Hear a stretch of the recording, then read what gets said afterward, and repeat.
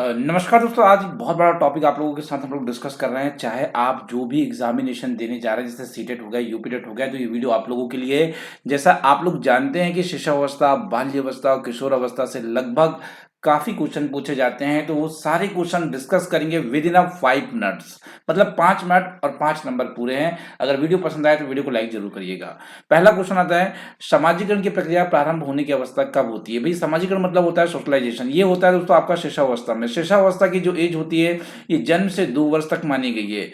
Question number 2, नवजात शिशु के कद की ऊंचाई कितनी होती है? तो देखिए, एक नवजात शिशु जो होता है ये लगभग 19.5 इंच का होता है। आपको बताना है कितने सेंटीमीटर का होता है, कमेंट बॉक्स में। क्वेश्चन नंबर 3, एक नवजात शिशु का भार कितना होता है? तो एक नवजात शिशु का भार होता है 7 पाउंड। अगर आपको बताना है कि केजी में कितना होगा। शिशुअवस्था को सीखने का आदर्श काल कहा है? भैया, किसने कहा है शिशुअवस्था को सीखने का आदर्श काल? तो ये वैलेंटाइन ने कहा था। किसने कहा हुआ था दोस्तों? ये वैलेंटाइन ने कहा हुआ था। सबसे तेज शारीरिक विकास कब होता है? देखिए, कुछ लोग सोचते हैं कि किशोर अवस्था में होता है, पर वो लोग गलत सोचते हैं। उनका एक नंबर नहीं मिलेगा आपको। यहाँ वो शारीरिक विकास की जब भी आपसे तेजी की बात की जा रही है तो वो होगी शिशुअवस्था। इसे हम लोग कहते हैं इन्फेंसी एज। क्वेश्चन लेते हैं अगला, विकास की प्रक्रिया में कब से कब तक चलती है? तो भैया, ये गर्भ अवस्था से लेकर जीवन पर्यंत चलने वाली प्रक्रिया है जो विकास की है। अगला प्रश्न आता है, शिशुअवस्था में वृद्धियां कैसी होती है? भैया, बहुत तेज होती है वृद्धि की। अगर आप बात कर रहे हैं तो सबसे ज्यादा तेज वृद्धि जो होती है वो शिशुअवस्था में होती है। आप समस्त एज की कंपैरिजन करेंगे तब भी। जन्म से किशोर अवस्था की जो तक की गतिविधियों को हम लोग क्या कहते हैं? अगर आप जन्म से किशोर अवस्था तक के गतिविधियों का अध्ययन कर रहे हैं तो हाँ, उसे हम बाल मनोविज्ञान कहते हैं।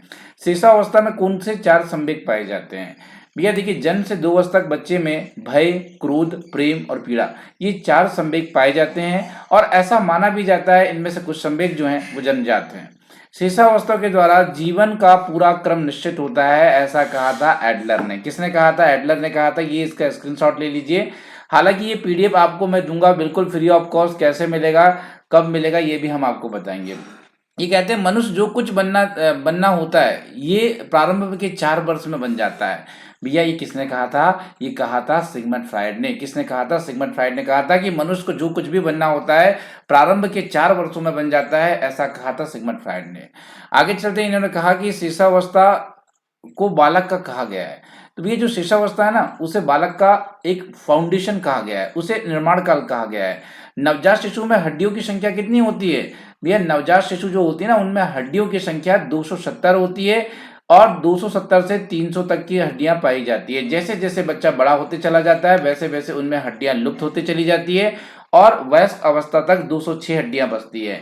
किशोर अवस्था तक कितनी हड्डियां बचती हैं? 206 हड्डियां बचती है मानव शरीर में। कौन सी अवस्था दोहराने की प्रवृत्ति तीव्र होती है? भैया, शिशुअवस्था में। शिशुअवस्था में बच्चा क्या होता है, चीजों को ज्यादा रिपीट करता है, ज्यादा दोहराता है। दोस्तों, इसे भी आप 1 नंबर का क्वेश्चन समझिए। फ्रायड के अनुसार लड़कियों में कौन सी एक ग्रंथि पाई जाती है? भैया, ये फ्रायड महोदय थे ना, ये कहते थे कि लड़कियों में एक ग्रंथि पाई जाती है जो लड़कों में नहीं होती, वो है इलेक्ट्रा ग्रंथि। कौन सी ग्रंथि है? वो है इलेक्ट्रा ग्रंथि। आ जाइए अगला क्वेश्चन देखिए। यहाँ अगला क्वेश्चन वही जो मैंने आपसे पूछा था कि नवजात शिशु की औसत लंबाई कितनी होगी सेंटीमीटर में? तो भैया, कितनी सेंटीमीटर होगी? 51.5 सेंटीमीटर होगी। इंच में थी 19.5। याद रखिएगा। नवजात शिशु का भार, अभी मैंने आपको बताया था कि 7 पाउंड, 7 पाउंड होगा नवजात शिशु का भार। मैंने किलोग्राम में पूछा आप लोगों से, तो 3 किलो, 3 किलो का एक बच्चा पैदा होता है नॉर्मली। अगर हम बात करें कितने वर्ष में सभी दूध के दांत निकल आते हैं? तो 1 वर्ष में, 1 वर्ष की एज में सभी दूध के दांत निकल आते हैं। दूध के दांतों की संख्या कितनी है आपको ये बताना है। चलो, बीच बीच में आपको वो सारे प्रश्न करते चलूंगा मैं। और देखिए, आप तमाम लोगों को कहना चाहूंगा, शाम 6 बजे लाइव क्लास से जुड़िए। 9 बजे रात में लाइव क्लास हो रही है, बिल्कुल फ्री ऑफ कॉस्ट हो रही है। और ये पीडीएफ बिल्कुल free of cost Telegram channel पर दी जाएगी। कैसे जुड़ना है, क्या करना है, एंड ऑफ द वीडियो बात करेंगे। भैया, मनुष्य के जन्म के समय जो शिशु होता है उसके हृदय की धड़कन कैसी होती है? एक्चुअली देखिए क्या होता है, हमारे हृदय की धड़कन की हम बात करेंगे तो आप कहोगे 72 बार 1 मिनट में धड़क रहा है, यही कहोगे ना। तो यहाँ पर अनियमित हो जाती है। क्या है, शिशु की धड़कन का कोई पता नहीं होता, कई बार ज़्यादा भी हो सकती है, कई बार कम भी हो सकती है। तो ये अनियमितता की तरह चलती है, कई बार 50 हो गया, कई बार 90 हो गया, कई बार 70 हो गया, इस तरह से इसकी धड़कनें चलती है। हड्डियों में पाए जाने वाले तत्व कौन से होते हैं? भाई आपकी बोन्स जो होती है, जो हड्डियां होती है, उसमें कैल्शियम होता है, फास्फोरस होता है और खनिज तत्व होते हैं। याद रखिएगा, that's a very important question. आगे चलते हैं। कितने वर्ष का बच्चा सार्थक शब्दों का इस्तेमाल करने लग जाता है? जवाब होगा 3 वर्ष। बालक के विकास की प्रक्रिया एवं विकास की शुरुआत कब हो जाती है? तो भैया जन्म, या हम लोग कहें जन्म तो मत कहिए, आप कहिए प्रसव पूर्व, मतलब माता के गर्भ में जब बच्चा होता है तभी उसका विकास प्रारंभ हो जाता है। दोस्तों आगे हम बात करेंगे डाल्टन प्रणाली के जन्मदाता कौन है? डाल्टन प्रणाली, तो miss Helen Parkhurst, miss Helen Parkhurst Dalton प्रणाली के जन्मदाता मानी जाती हैं। शैशव की प्रमुख मनोवैज्ञानिक विशेषता क्या है? भैया क्या होता है, शैशव अवस्था में ना जो बच्चों का बिहेवियर होता है वो ना मूल प्रवृत्त्यात्मक होता है, उनकी मूल प्रवृत्तियों पर आधारित होता है। जैसे मूल प्रवृत्तियां कहें हम लोग, जैसे कि भूख का लगना, प्यास होना, ठीक है, आदि चीजें जो होती हैं ये मूल प्रवृत्तियां हैं, और ये शैशवावस्था में की मनोवैज्ञानिक विशेषताएं हैं। जीन प्याजे जी के अकॉर्डिंग अगर हम लोग चलें तो उन्होंने कहा कि मूल संक्रियात्मक अवस्था का काल क्या होता है? तो भैया मूल संक्रियात्मक अवस्था का काल 7 से 11 वर्ष होता है, और इसकी एक बड़ी विशेषता आपको बता दूं मैं, संरक्षण। क्या होता है इसकी एक बड़ी विशेषता होती है, चलो पेन नहीं चल रहा है, संरक्षण होता है। मनोवैज्ञानिक के अनुसार छोटे बच्चे किस आयु में स्कूल भेजना चाहिए? तो मनोविज्ञान कहता है 5 से 6 वर्ष में आप पहुंचाइए। आजकल तो 4 वर्ष में माँ बाप बच्चों को स्कूल पहुंचा दे रहे हैं। एक प्रश्न मैंने आपसे हाल ही में पूछा था कि एक्चुअली जो आपके मिल्क टीथ होते हैं, जो दूध के दांत होते हैं, इनकी संख्या कितनी है? तो आपको कहना था 20। जन्म के समय शिशु के मस्तिष्क का भार कितना होता है? 350 ग्राम का, 350 ग्राम का होता है। आपसे मैं पूछूंगा हाथी के दिमाग का वजन, हाथी के मस्तिष्क का वजन कितना होता है? कमेंट बॉक्स में लिखेंगे, कमेंट बॉक्स में लिखेंगे। बहुत बढ़िया क्वेश्चन है। अगला क्वेश्चन देखते आइए। शिशावस्था में बच्चे की संवेगात्मक विकास कैसा होता है? जल्दी बताएं, शिशावस्था में बच्चों का संवेगात्मक विकास कैसा होता है? यह उत्तेजनापूर्ण होता है। इनके संवेग क्या होते हैं? उत्तेजित होते हैं। बाल्य अवस्था की आयु कितनी होती है? 6 से 12 वर्ष की आयु होती है। हालांकि बाल्य अवस्था को 2 भागों में डिवाइड किया गया है, एक तो पूर्व बाल्य अवस्था में और एक डिवाइड किया गया है उत्तर बाल्य अवस्था में। पूर्व बाल्य अवस्था माना जाता है आपका 3 से 6 वर्ष या 2 से 6 वर्ष, और ये माना जाता है 6 से 12 वर्ष। याद रखिएगा, दोनों अवस्थाएं बहुत इंपॉर्टेंट है। बाल्य अवस्था में बालक कैसा होता है? तो बाल्य अवस्था में बच्चा बाह्य केंद्रित होता है, क्रिया और खेल आधारित होती है।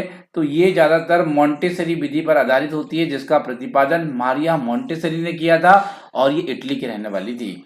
बाल्य अवस्था में खेलों की प्रकृति कैसी होनी चाहिए? ज्यादातर जो गेम्स होते हैं बाल्य अवस्था में वो ग्रुप में होते हैं। कैसे होते हैं? ग्रुप में होते हैं। आगे चलेंगे।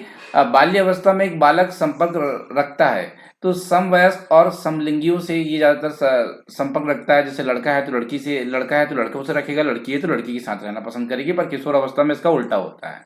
बाल्य अवस्था में प्रमुख मनोवैज्ञानिक विशेषताएं क्या है? भैया इसमें ना सामूहिक की भावना आ जाती है, बच्चा ज्यादा से ज्यादा यहाँ पर ना समूह में रहना चाहता है।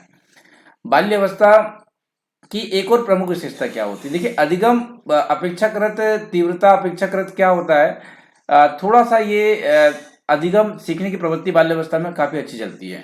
बालकों में भाषा का विकास के अंतर्गत बालिकाओं का भाषा विकास बालकों से आगे होता है। बाल्यावस्था में ऐसा होता है कि जो लड़कियां होती है वो जल्दी लैंग्वेज को डेवलप कर लेती है और लड़के थोड़ा सा लेट करते हैं। हड्डियों का विकास कब होता है? भैया 16 वर्ष की उम्र तक, मैं कहूंगा 18 वर्ष की उम्र तक जब बच्चा पहुंचता है ना, तो हड्डियां पूरी तरीके से डेवलप हो चुकी होती है। 12 से 18 वर्ष की आयु को किशोर अवस्था कहते हैं। पूर्व किशोर अवस्था होता है 12 से 16 वर्ष का। उत्तर किशोर अवस्था होता है 17 से 19 वर्ष का। किशोर अवस्था को बड़े ही दबाव, तूफान, संघर्ष की अवस्था स्टैनले हॉल ने कहा था। किसने कहा था? स्टैनले हॉल ने कहा था। ये याद रखेंगे। आगे चलते हैं। ये कह रहे हैं अत्यंत द्रुत और तीव्र विकास का काल कौन सा होता है? तो हाँ, वो पूर्व किशोर अवस्था का होता है। कौन सा होता है? पूर्व किशोर अवस्था का। किशोर अवस्था में संवेग कैसे होते हैं? बहुत ज्यादा उग्र होते हैं यार संवेग। इनके संवेगों के कारण ही तो ये परेशान होते हैं किशोर अवस्था में। किशोर वर्तमान की शक्ति और भविष्य की आशा प्रस्तुत करता है। ये किसने कहा था? ये क्रो एंड क्रू ने कहा था। किसने कहा था? ये क्रो एंड क्रू ने कहा था। दोस्तों आगे चलते हैं। किशोर अवस्था को अंग्रेजी में क्या कहा जाता है?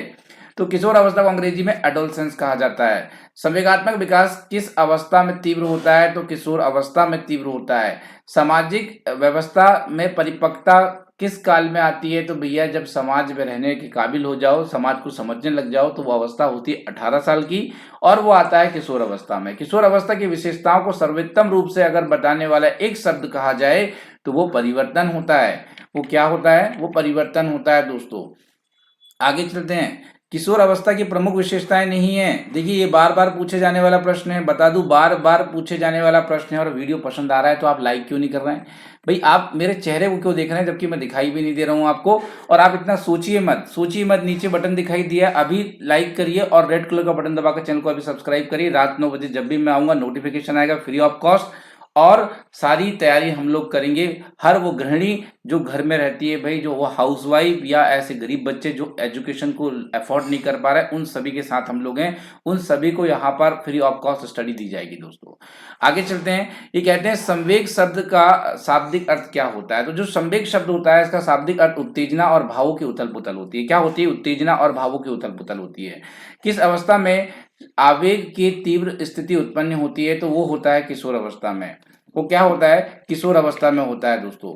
आगे चलते हैं। इन्होंने कहा कि शक्ति, संवेदनशीलता, अवलोकन, प्रत्यक्षीकरण, स्मृति, ध्यान, कल्पना, चिंतन, बुद्धि, तर्क आदि की वृद्धि हो जाती है आपका मानसिक विकास। अगर आप सोचने की शक्ति को डेवलप कर रहे हैं, तर्क करने की, अवलोकन करने की, कल्पना करने की, चिंतन करने की, बुद्धि करने की, तो हाँ ये एक्चुअली मानसिक विकास को डेवलप करती है। आपको बता दें यहाँ पर।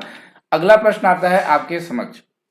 शिशु कब भय और क्रोध का संवेग विकसित हो जाता है? तो भैया 1 वर्ष में ही बच्चों को डर भी लगने लग जाता है और गुस्सा भी करने लग जाता है। वो ये बात सच है। गर्भ अवस्था के संदर्भ में सही कथन क्या है? गर्भ अवस्था में विकास की गति जो होती है थोड़ी सी मंद होती है। ये ठीक है। विकास कभी ना समाप्त होने वाली प्रक्रिया है। ये विकास का निरंतरता का सिद्धांत बताता है। खिलौने की आयु किसे कहते हैं? पूर्व बाल्यावस्था। महत्वपूर्ण क्वेश्चन। खिलौने की आयु किसे कहते हैं? पूर्व बाल्यावस्था को खिलौने की आयु कहा जाता है दोस्तों।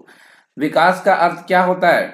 विकास का एक अर्थ पूछा गया था कि परीक्षाओं में परिपक्वता और अनुभव के फलस्वरूप परिवर्तनों की एक श्रृंखला है जिसे आप विकास कहते हैं, जिसे आप डेवलपमेंट कहते हैं। मनोवैज्ञानिक के अनुसार विकास की जटिल अवस्था क्या होती है? किशोर अवस्था होती है दोस्तों, याद रखिएगा। तो दोस्तों ये वीडियो आपको कैसा लगा आप जरूर से जरूर हमें बताइएगा और कमेंट बॉक्स में आपके सजेशन लिखिएगा। ये पीडीएफ आप तक पहुंचा दी जाएगी। अभी कुछ ही वीडियो देख रहे हैं आप लोग तो टेलीग्राम जैसे ही आप लोग ज्वाइन करते हैं ये वीडियो आप तक पहुंचा दिया जाएगा। टेलीग्राम ज्वाइन करने के लिए टेलीग्राम में सर्च करें एजुकेशन फॉर यू, या आप लोग यहाँ पे सर्च कर सकते हैं @आशीष सर, या डिस्क्रिप्शन बॉक्स में इसका लिंक दिया गया है, वहां से भी आप उस लिंक में क्लिक करके भी टेलीग्राम ज्वाइन कर सकते हैं। ये पीडीएफ आप तक वहां पर पहुंचा दी जाएगी। रात 9 बजे आपके लिए डेली क्लासेस की जा रही है, शाम 6 बजे डेली क्लासेस की जा रही है। उन क्लासेस से भी आप यहाँ पे जुड़े, बहुत बेहतर तरीके से आपकी यहाँ पे तैयारी कराई जाएगी दोस्तों। अब यहाँ पे कुछ क्वेश्चंस रह गए हैं जो आप पीडीएफ में पढ़ेंगे, ज्यादा नहीं रह गए, 4-5 ही रह गए जैसा कि आप देख पा रहे हैं। तो दोस्तों आज के लिए इतना ही रखते हैं। बहुत बहुत धन्यवाद जुड़ने के लिए। वीडियो को जरूर अपने दोस्तों तक शेयर करिएगा और चैनल को सब्सक्राइब करिएगा रेड कलर का बटन दबाकर। बहुत बहुत धन्यवाद। एक बार फिर से मिलता हूं आपसे लाइव क्लास में। Thank you guys.